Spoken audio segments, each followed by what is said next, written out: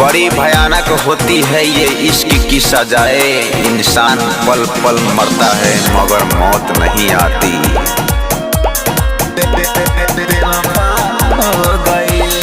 जेकरा के मनली हो जान उहे अब बेवफा हो गई।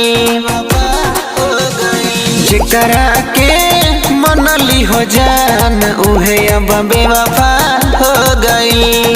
हमारा नाम के मेहंदी हथवा से अपना दो गइल। जेकरा के मनली हो जान उहे अब बेवफा हो गइल।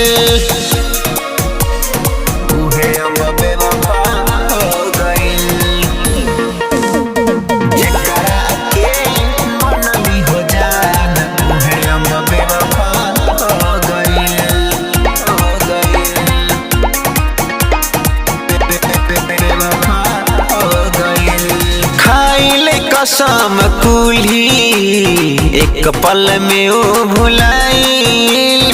याद कर हमरा सारी उम्र रोआई।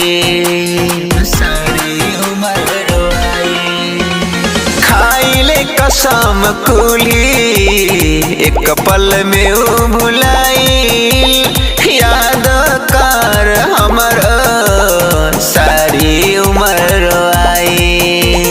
बनली ऊ पत्थर दिल दोसर के सपना में खो गई।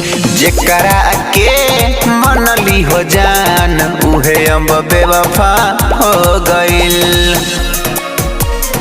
उहे अब बेवफा हो गइल। जेकरा के मनली हो जान उहे अब बेवफा हो गइल।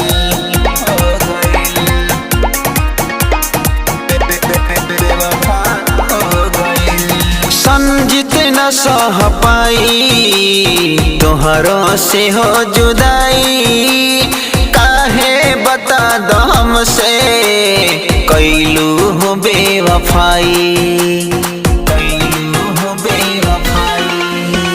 संजित न सह पाई तोहरों से हो जुदाई। काहे बता दो हमसे कैलू हो बेवफाई। तोहरा से अलग हके लाग की किस्मत सो गई।